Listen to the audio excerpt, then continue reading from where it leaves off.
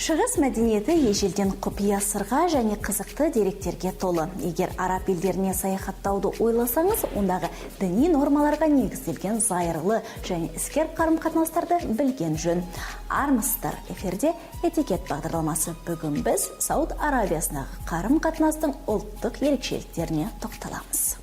Бұл елде барлық ережелердің сақталуын діни полиция қадағалайды. Шариғат үкіміне сәйкес ашық-шашық киінуге рұқсат жоқ. Дәстүр бойынша араб ерлері жүннен немесе жібектен тігілген ұзын көйлек киеді, ал қыс мезгілінде оның сыртынан түйе жүннен тоқылған жылы жамылғыларды жамылады.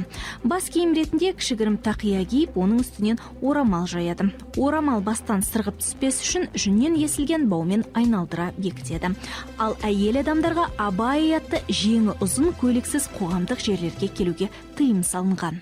Енді қазірден бастап ел адамдарға енді көлік жүргізуге, сонымен қатар велосипед тебуге, сонымен қатар ерлер адамдармен бірге кино көруге болады.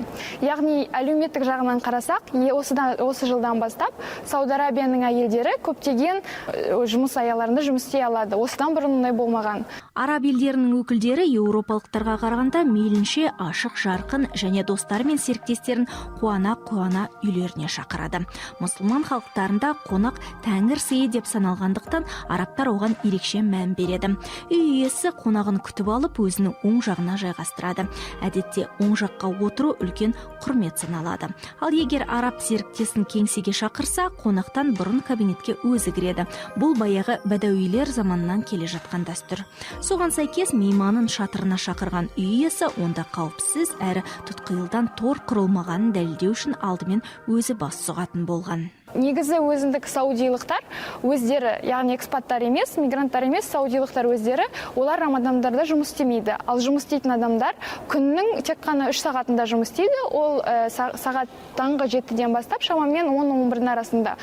Бұл жақта кешігіп келу қалыпты жағдай саналады. Арабтардың еуропалықтарға қарағанда уақыт туралы түсінігі бөлек. Сондықтан араб елдеріндегі іскери кездесулеріңізді сағатына дейін шегелеп жазып қойсаңыз да, бағдарламаңыз өзгеріске ұшырайтынын шамалай беріңіз. Түрлі келіссөздер мен кездесулерді уақытпен шектемеңіз, іркілістердің болатынын болжаңыз. Ал ораза айында арабтардың тек жарты күн жұмыс істейтінін де қаперге алыңыз. Егер салқындатылған сусындар ұсынса, кездесу уақыты таяп қалғанын біліңіз. Араб әлеміндегі кез келген кездесудің дәстүрлі дәмі кофе. Қансыз, қою, бірақ кардамонын көп қылып қосады. Егер сізге ұсынса, онда шағын ғана шыныға құйып беретін біле жүріңіз. Оның үстіне кесені бас бармағыңыз және сұқ саусағыңызбен алдын ала шайқап, табаққа қоймағанша қайта құя береді. Онда ишара білдіру әрі қарай ішкіңіз келмейтінін білдіреді. Араб халқы сыйлыққа үлкен мән береді. Аста төк сый-сияпатқа бөлесе таңғалмаңыз. Бірақ қымбат кілем, картина немесе асыл заттарды бергенде абай болыңыз. Мұндай риясыз сый жасаған арабтар оның қайтарымын да күтеді. Мұсылмандарға спирттік ішімдіктер, шошқа терісінен жасалған бұйымдар мен жалаңаш немесе киімі болса да, ер мен әйел суреттелген картиналарды тарту етуге болмайды. Сыйлықтың сыртқы орамасына да сақ болыңыз. Арабтар үшін ақ пен көгілдір түстің үйлесімі қорлықпен тең. Негізі араб әлемнің тағамдары бір-біріне өте ұқсас. Олар көбінесе күріш, жаңағы тауықтың еті, ол арабша дәжәж деп аталады, және лепешкалары бар хуп, сондықтан олар бір-біріне ұқсас. Бірақ олардың айырмашылығы ол жаңағы тамақтардан күріш, сонымен қатар тауықтың еті, олардың кішкене специя өзіндік бар, соларды қосады, және десерттердің көбінесе басбуса және канафе. Іскери кездесулерде кәсіби аудармашы міндетті түрде керек. Барлық құжаттарыңызды мүмкіндігінше араб тіліне аударғаныңыз жөн.